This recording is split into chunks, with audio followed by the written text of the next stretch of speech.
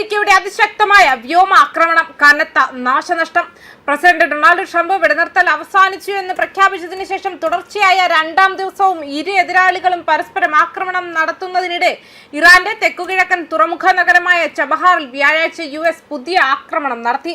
ചബഹാറിലുടനീളം സ്ഫോടനങ്ങൾ റിപ്പോർട്ട് ചെയ്യപ്പെട്ടു. നഗരത്തിന്റെ ചില ഭാഗങ്ങളിൽ വ്യാപകമായി വൈദ്യുതി തടസ്സപ്പെട്ടതായി ഇറാനിയൻ സ്റ്റേറ്റ് മാധ്യമങ്ങൾ റിപ്പോർട്ട് ചെയ്തു. അടിയന്തര സേവനങ്ങൾ തകർന്ന സ്ഥലങ്ങളിലേക്ക് കുതിച്ചെത്തിയപ്പോൾ ഒന്നിലധികം സ്ഫോടനങ്ങൾ കേട്ടതായി താമസക്കാർ പറഞ്ഞു. ഏപ്രിലിൽ US ഇറാൻ വെടിനിർത്തൽ പ്രഖ്യാപിച്ചതിനു ശേഷം തന്ത്രപ്രധാനമായ തുറമുഖത്ത് നടന്ന ആദ്യത്തെ ആക്രമണമാണിത്.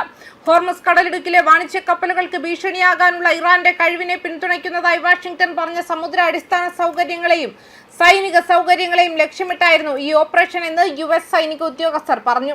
മൊത്തത്തിൽ US സൈന്യത്തിന്റെ മിഡിൽ ഈസ്റ്റ് കമാൻഡായ സെൻകോം ഏറ്റവും പുതിയ റൗണ്ട് ആക്രമണങ്ങളിൽ ഏകദേശം 90 ഇറാനിയൻ ലക്ഷ്യങ്ങൾ ആക്രമിച്ചതായി പറഞ്ഞു.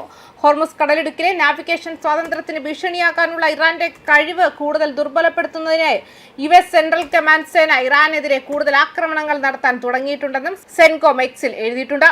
ഒരു സുപ്രധാന അന്താരാഷ്ട്ര ജലപാതയിൽ സ്വതന്ത്രമായി സഞ്ചരിക്കുന്ന വാണിജ്യ ഷിപ്പിംഗിനും സിവിലിയൻ ജീവനക്കാർക്കും നേരെയുള്ള അടുത്തിടെയുള്ള അന്യായമായ ആക്രമണത്തിന് ഇറാനെ ഉത്തരവാദിയാക്കുകയാണ് അമേരിക്ക.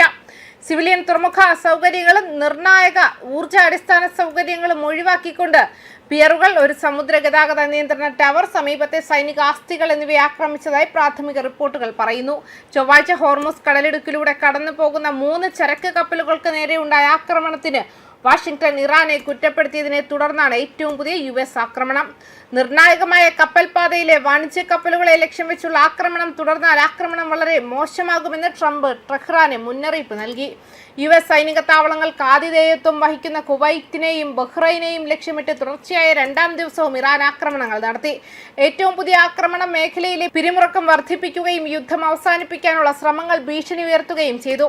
എയർഫോഴ്സ് വണ്ണിൽ മാധ്യമപ്രവർത്തകരോട് സംസാരിക്കവേ ഇറാനൊക്കെ വലിയ നാശനഷ്ടമാണ് അമേരിക്ക വരുത്തിയതെന്ന് ട്രംപ് പറഞ്ഞു. ഞങ്ങൾ അവരെ വളരെ ശക്തമായി അടിച്ചു. ഞാൻ പറയുന്നത് 20-1 എന്ന നിരക്കിൽ ഞങ്ങൾ അവരെ അടിച്ചു. അദ്ദേഹം ആക്രമണങ്ങളെ കുറിച്ച് പറഞ്ഞു. അവർ നമ്മളെ അടിക്കുമ്പോഴെല്ലാം നമ്മൾ 20 തവണ അടിക്കുമെന്നും കൂട്ടിച്ചേർത്തു. ടെഹ്റാനുമായി വാഷിംഗ്ടൺ വീണ്ടും ഒരു പൂർണ്ണ തോതിലുള്ള സൈനിക സംഘടനത്തിലേക്ക് നീങ്ങുകയാണോ എന്ന ചോദ്യത്തിന് എനിക്കറിയില്ല, പക്ഷേ നമ്മൾ അതിൽ വളരെ വേഗത്തിൽ വിജയിക്കുമെന്നും ട്രംപ് മറുപടി നൽകി. ഇറാനിൽ വാഷിംഗ്ടൺ ഇതിനകം തന്നെ സൈനിക വിജയം നേടിയിട്ടുണ്ടെന്ന് US പ്രസിഡന്റ് അവകാശപ്പെട്ടു. രാജ്യത്തിന് വളരെ കുറച്ച് മാത്രമേ അവശേഷിക്കുന്നുള്ളൂ എന്നും വളരെ മോശമായ ഒരു കരാർ ആഗ്രഹിക്കുന്നുണ്ടെന്നും പറഞ്ഞു.